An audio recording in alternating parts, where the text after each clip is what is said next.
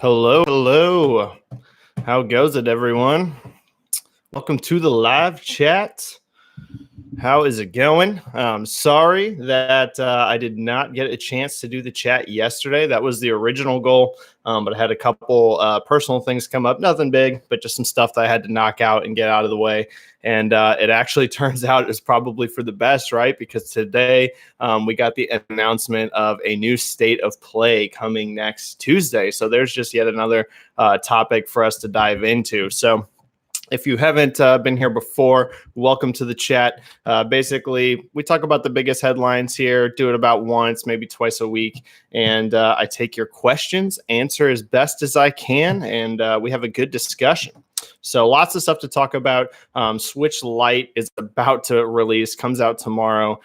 Zelda Link's Awakening is about to release. We got information about Gears 5's launch. It was the biggest Xbox One exclusive launch of the entire generation, off the back of Game Pass primarily. That's the main reason, but lots to talk about there with Microsoft. So yeah, there's just a ton to discuss. I'm going to dive into your questions right off the bat. Hello, Carnage Ghost.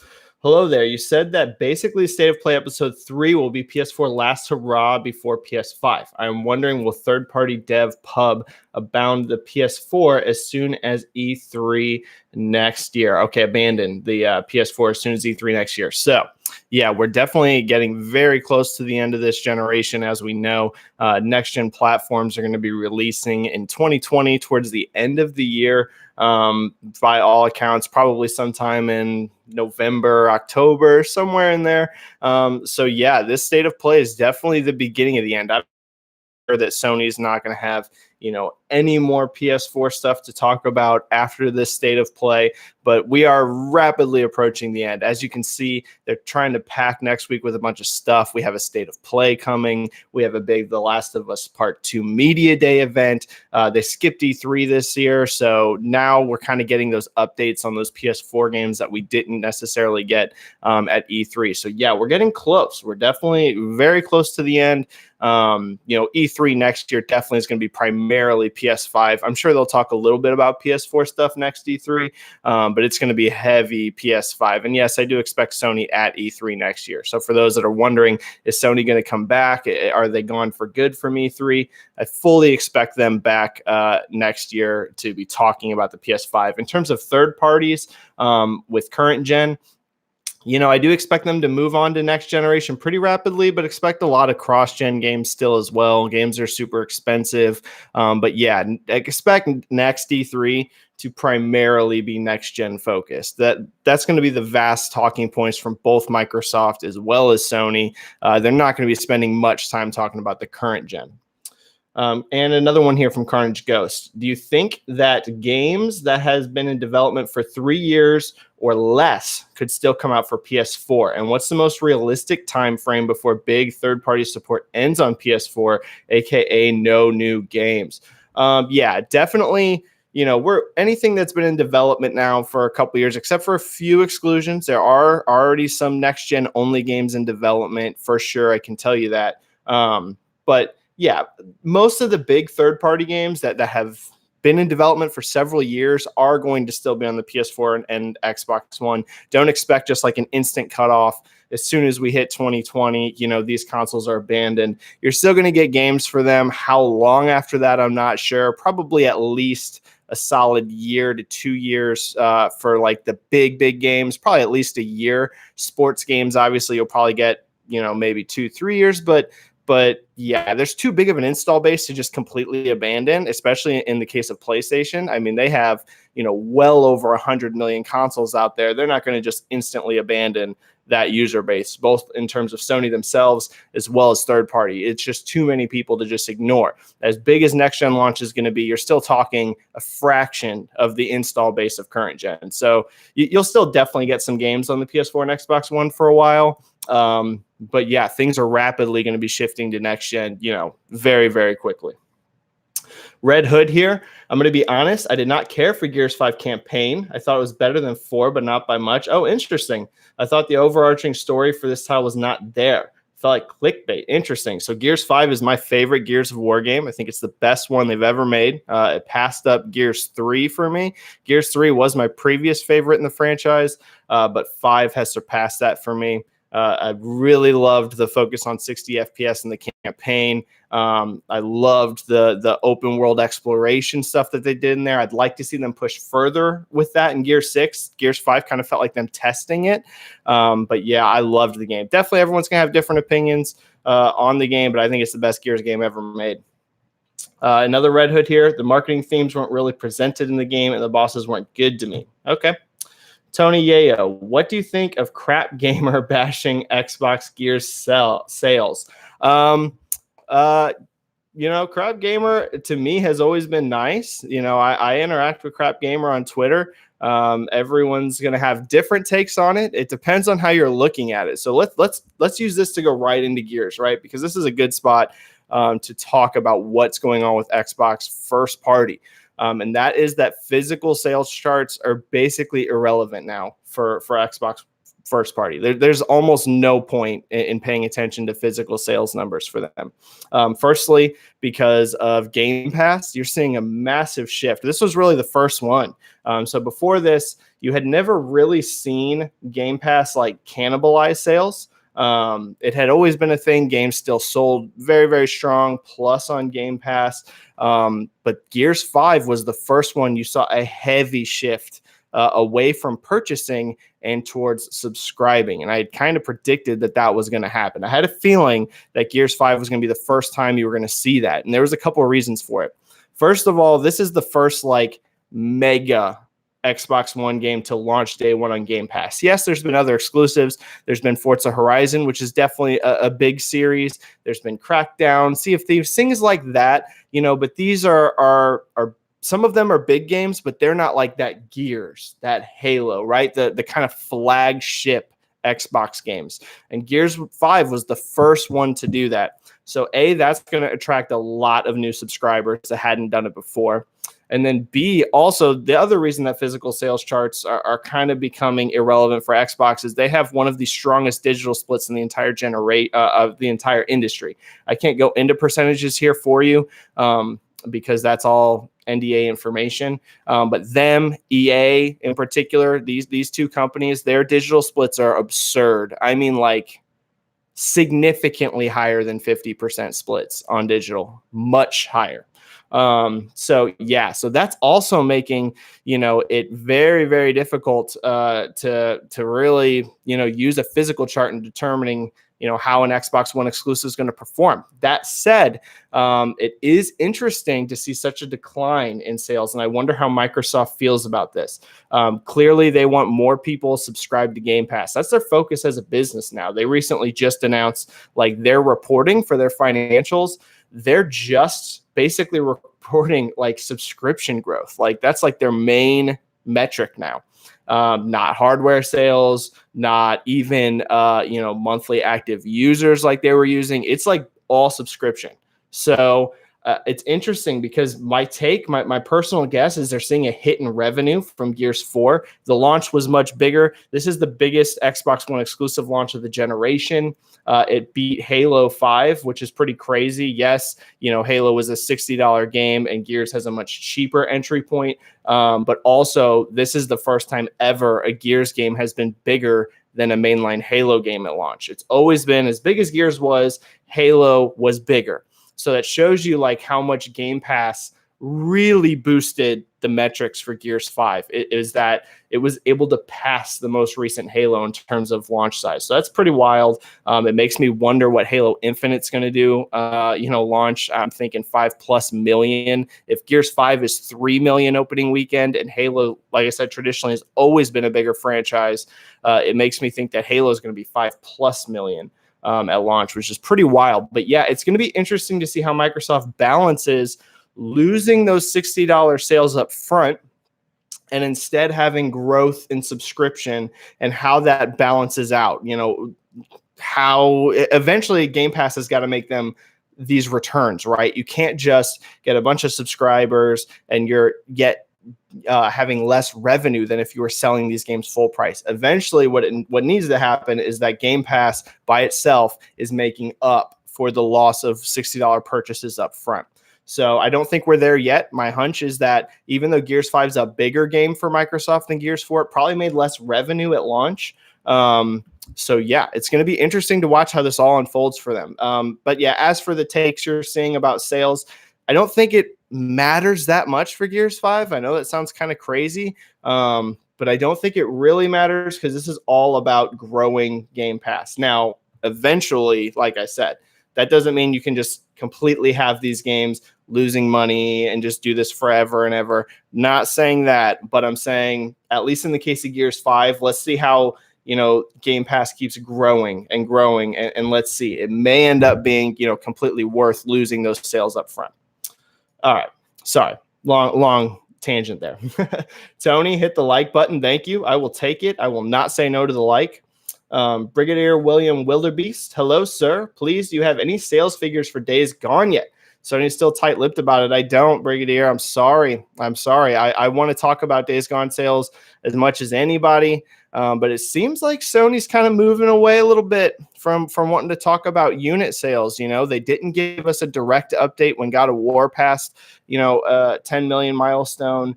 They haven't really been giving unit updates like, on Uncharted and stuff recently. They released like that graph, that kind of showed like bars that you could use to estimate where games are at in sales.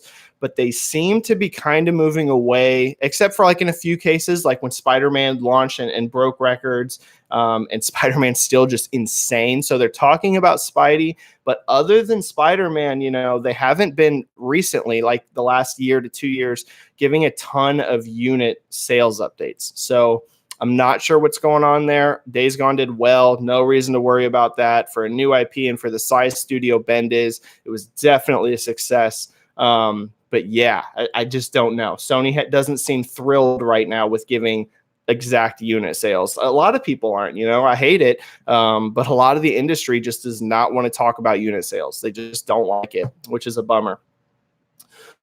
G, any thoughts on Apple Arcade? Oh, interesting. And do you think Sony can be more prominent in the subscription game with PS Now? They were first, but often forgotten compared with other services. That's a great question, Max. And I really like the way you phrased that as well. So there's a couple things to answer here. In terms of Apple Arcade, I'm not sure how I feel about it. I don't feel super strongly about it, honestly. I'd be surprised if it's a major success. I don't think it's going to necessarily flop, but I think it's going to be kind of one of those things that's just like in the background, quietly doing its thing. I don't expect this to like radically shake up the market, at least from anything I've seen on it. In terms of Sony and PS Now, yeah.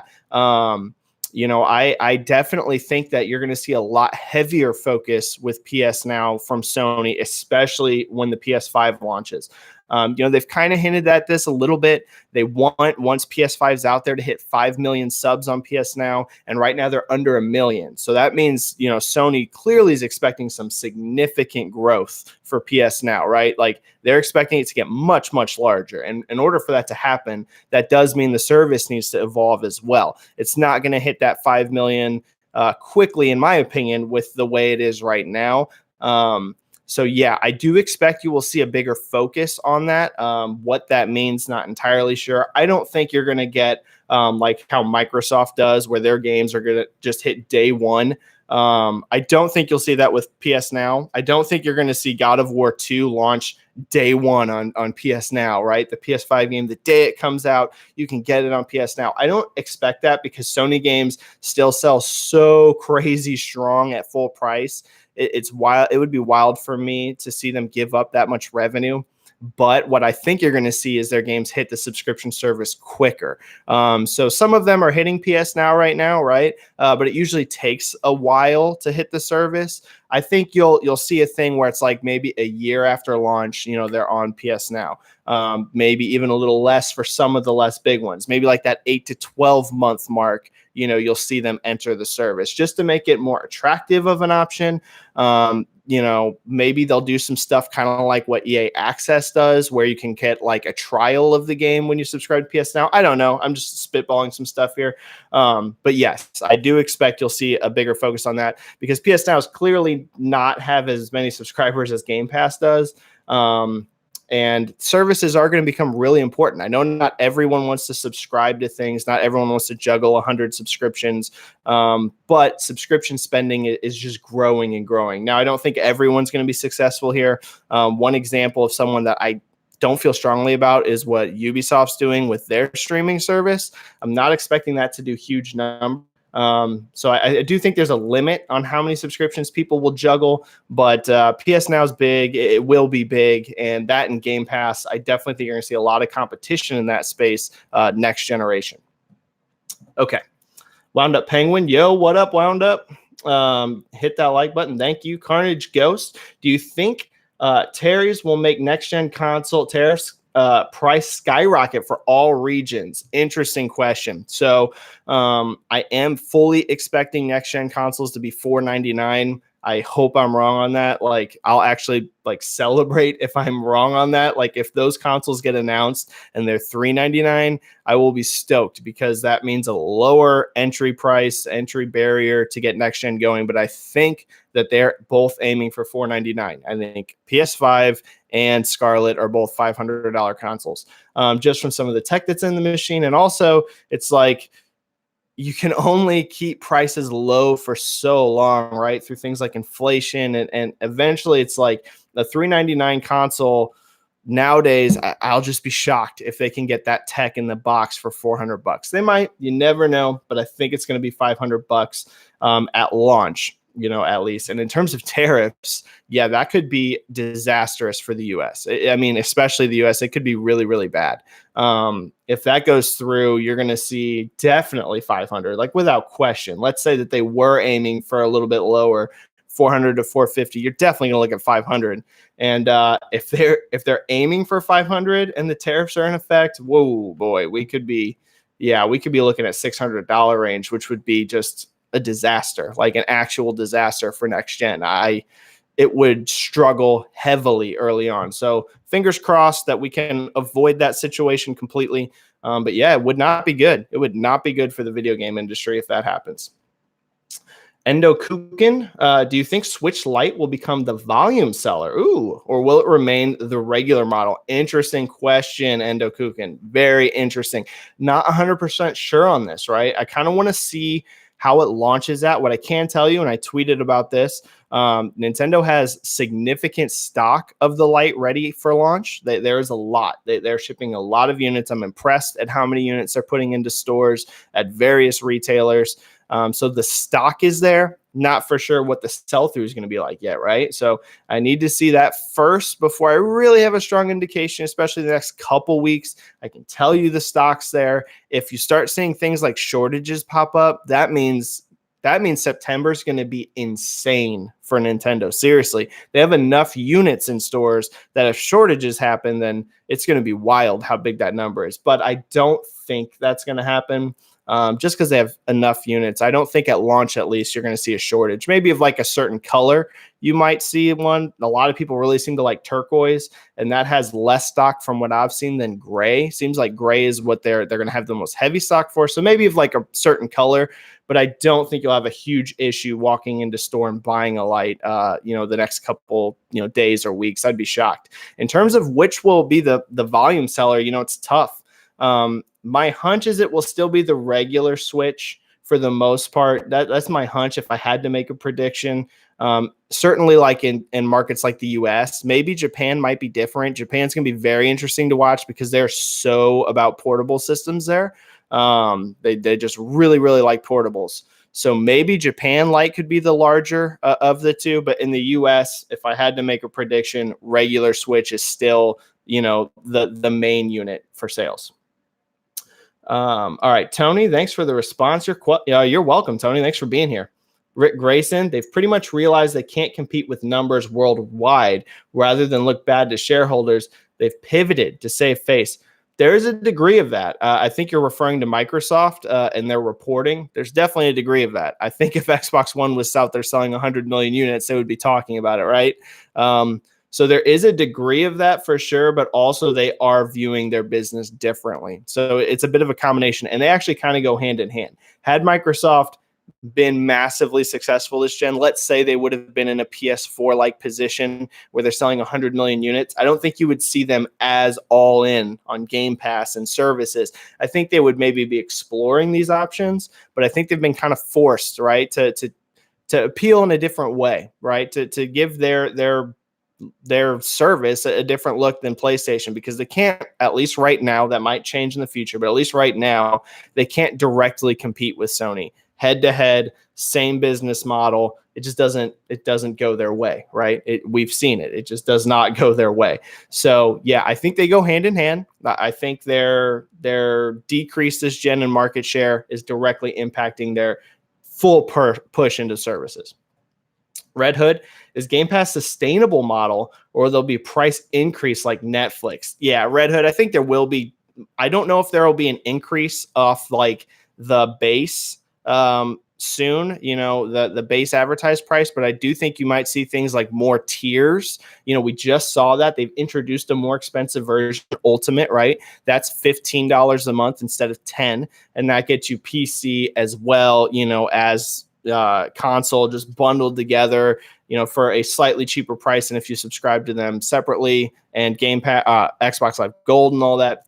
So maybe you'll see more tiers. Maybe you'll see things like, a tier that gets you early access as well. Maybe it'll get you more DLC for the game, right? Maybe they'll what if they introduce a tier where it's like, hey, you spend $20 a month, and not only will you get the game, but you'll get the season pass with it, right? Something like that. Not for sure, just throwing ideas out there, but I do think you'll see ways of them to increase monetization. You're seeing a lot of crazy cheap deals right now, and that's just to get people in the door. They're just trying to get subscribers up, because realistically, most of the time when you can get someone in on a subscription service, you see this everywhere. It's not just Microsoft that does this. You see this with Netflix.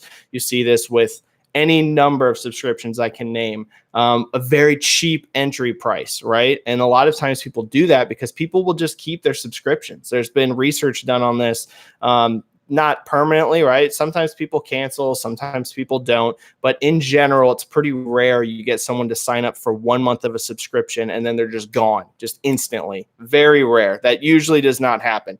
There are cases of it, but in the majority, if you get someone in for a month, you're going to get them for at least a few months. So that's why you're kind of seeing these super cheap entry prices, but I do expect that to go up in some way or another. I do expect that you'll see that. Carnage Ghost. Oh, wait, I think I might have skipped Red Hood. Oh, no, I answered that. Carnage Ghost. I'm really afraid that tariffs will not only increase game console prices, but also video game prices. Hope the tariffs end before next-gen consoles. It'll affect everything. It'll affect controllers, you name it, electronics, not even just the gaming industry, electronics industries in general.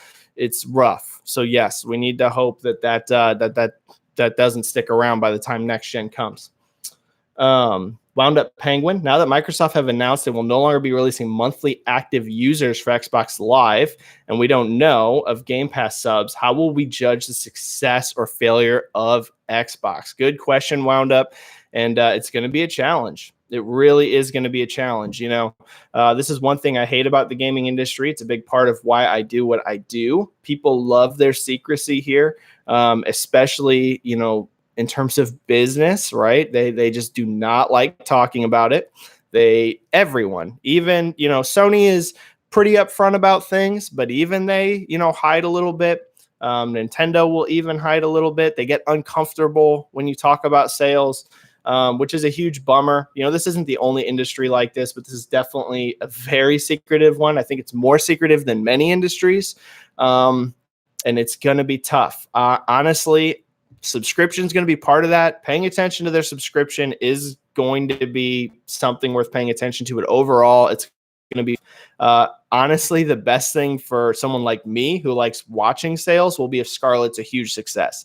Because if Scarlet comes out and it does really, really well, I think Microsoft are going to talk more. If Scarlett comes out next gen and bombs, you're just going to get more secrecy. So for me, I'm hoping Scarlett comes out and does really, really well. So Microsoft want to go out and talk about it. But it's going to be tough. It will be tough to judge the Xbox market moving forward. Brigadier Williams, cheers. Thank you.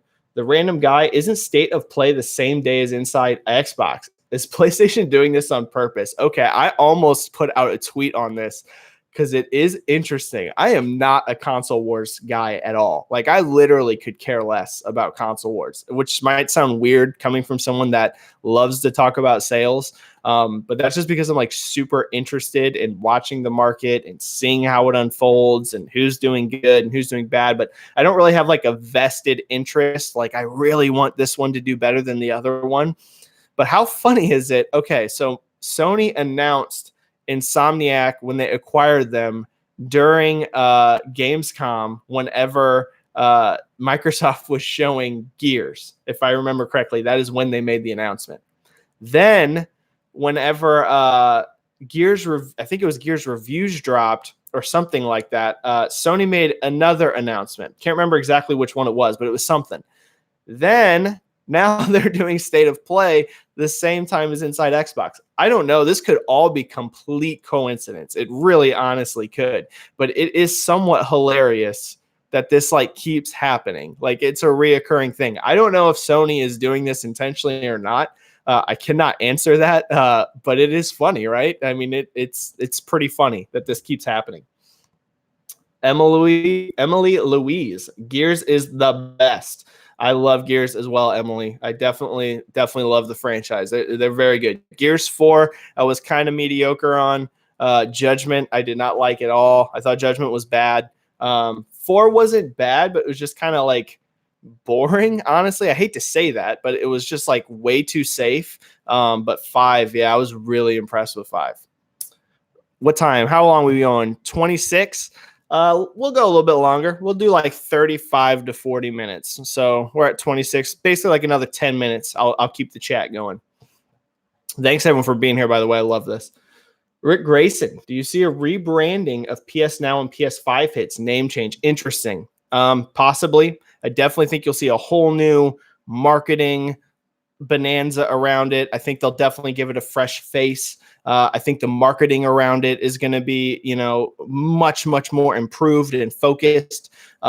Whether they'll directly change the name from PS Now, don't know about that. They might keep that name just because it's kind of well known at this point, like the name is. But in terms of like making it more flashy and stand out, like one thing, whether you like Game Pass or you don't like Game Pass, whether you like what Microsoft's doing or you don't, the one thing you do have to admit is their marketing for Game Pass is on point. They are out there. They put it everywhere. Their Twitter, whoever runs the Game Pass Twitter account, is hilarious. Like, they're really, really funny.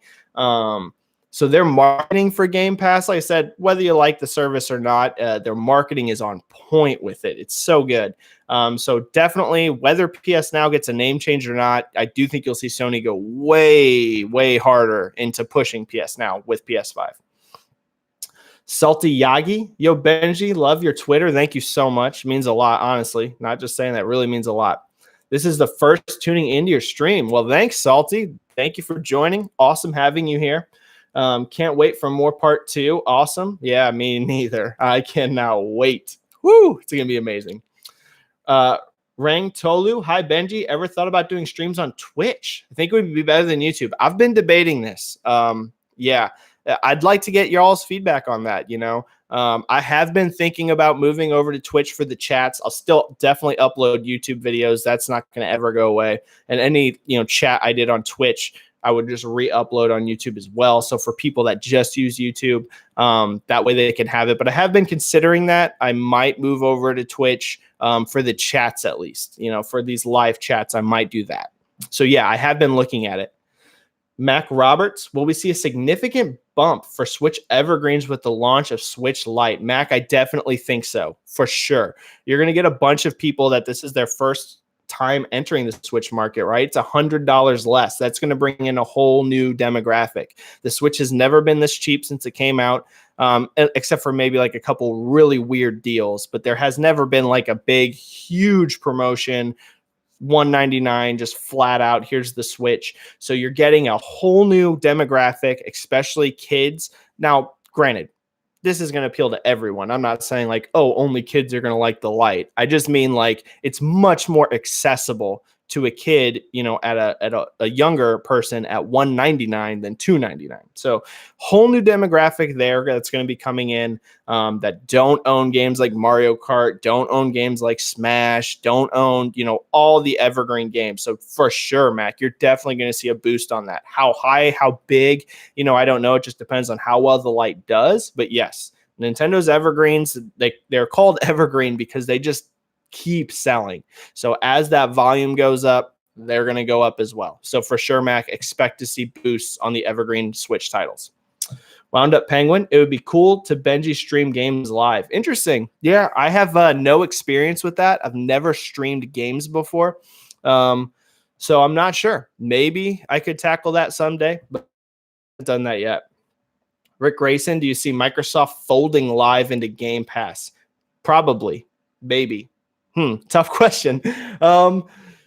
Probably in some way. If they do that, expect a price increase. I don't think you'll see, it stay at $10 and live and Game Pass be the same thing, because they're just losing too much revenue if they do that, because they have a lot of people that are subscribing to both right now, or they're getting Ultimate Edition, which is more expensive. So maybe they'll become the same thing one day, right? Maybe there will be no Xbox Live and Game Pass as separate services. Maybe it will become a thing where if you're subscribed to one, you're subscribed to the other. But if they go that route, Rick, I think you will see a price jump for sure. I don't think you'll see it stay at $10 a month and get that happening. If it becomes one service, for sure, a price increase. Mohamed here. So is State of Play going to include The Last of Us or not? Is Sony trolling? You're definitely getting a bunch of The Last of Us news this week. It would seem crazy to me that the State of Play and the media event are on the same day and you don't get anything The Last of Us in the State of Play.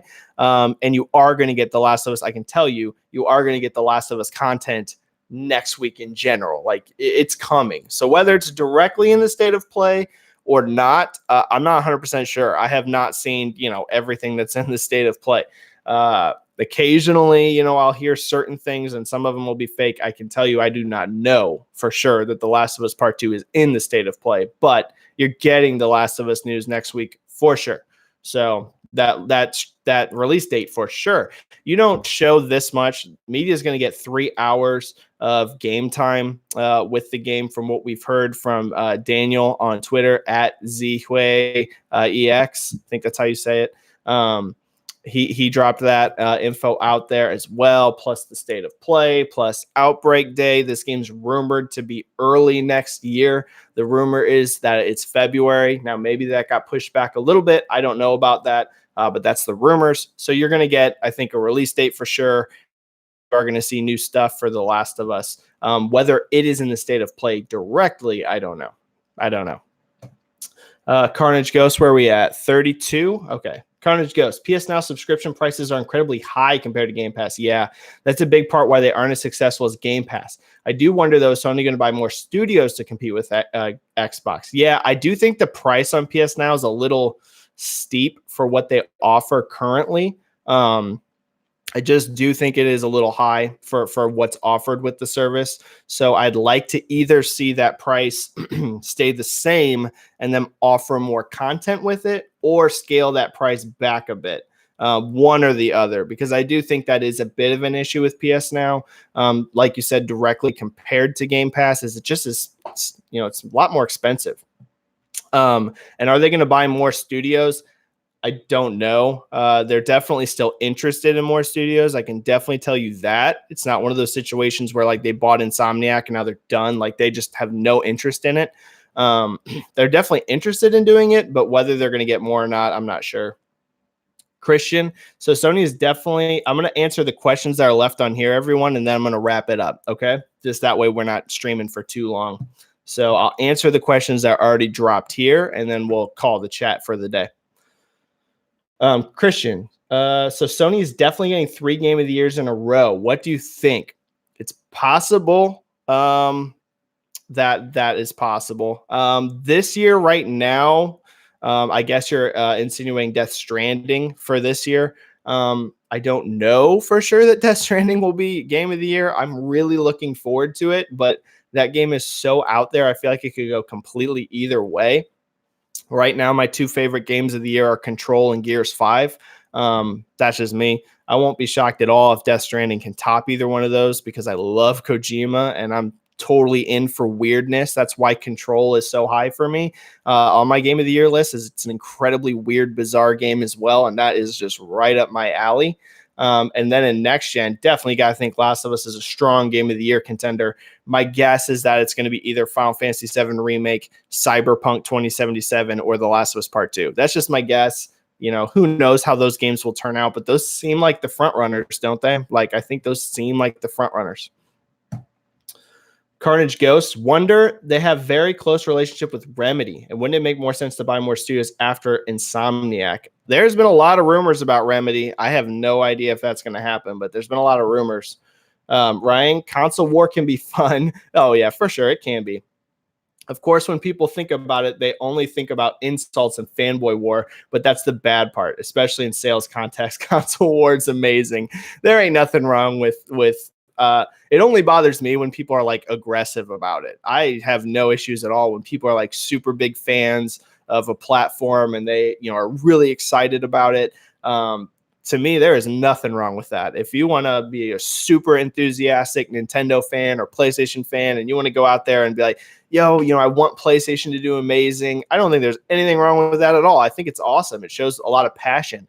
It only bothers me when someone, you know, is like, oh, you're an idiot because you like, you know, this game on this platform. That's whenever I'm like, come on, can't we just like games?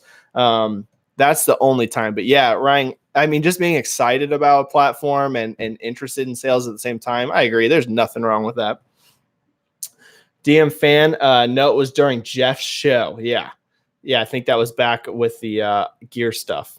The random guy, thoughts on the new Night Monkey trailer? Oh my goodness, that is funny. Oh, that is funny. I'd like to see a Night Monkey movie, right? Tony Yayo, stay on YouTube. Okay. Rick, Twitch would be a good change. Rang, am I YouTube for the most important videos, Twitch for the lives? Okay, interesting.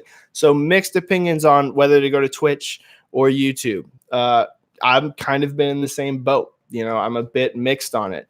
I haven't decided for sure which way I'm going to go yet with that. No matter what, you're going to get YouTube content. Don't worry about that. And I'm not for sure going to Twitch either. I just don't know how I'm going to tackle that. Nintendo, do Mixer instead of Twitch. You know, Mixer, I have a friend that does Mixer and he really enjoys it. Like he really, really likes it. I hear it's got a pretty good community, like not huge like Twitch, but like I hear the community there is pretty nice and chill. So I don't know. Mixer is not something I've really thought about yet, but maybe. Red Hood, why does Xbox require console players to pay online but not PC? I think they should get rid of gold so they can compete harder with PlayStation. Well, the main reason for that, Red Hood, is PC players just wouldn't do it. Like they just would not do it. I'm sure if Microsoft could get away with it, trust me, they would be throwing you pay for online on PC. Trust me, Microsoft would love to take the money, but it would not happen. PC players would shut that down. They would just flat out not buy their games, not play their games. You know, PC is an open platform, so it's like they don't have to play your stuff, right? You know, that's the thing that makes PC unique is it's like you can have one box and you can go play whatever, right? I mean, the library is enormous. So, I mean, Xbox, it's like, if you want to play online, you have to pay for it because you have an Xbox. You don't have a choice. With PC, if they tried to force paying for to play online on that, people would just be a hard out. They would just not do it. They would go play Steam games or Origin or Uplay, you know, or all these other games instead. They would just be like, nah, okay, not gonna do it. So that's the main reason. Like I said, if Microsoft could get away with it, trust me, they would. Nintendo, Final Fantasy VII Remastered versus Cyberpunk versus A C. I'm probably missing which game that is. Animal Crossing, probably. Versus The Last of Us versus Avengers. Yeah, next year's crazy, right? Like the amount of games, and we haven't even seen the launch titles yet for next gen. That's just like what's coming before next gen. It's a wild year. 2020 looks incredible. And then the last question here, the random guy.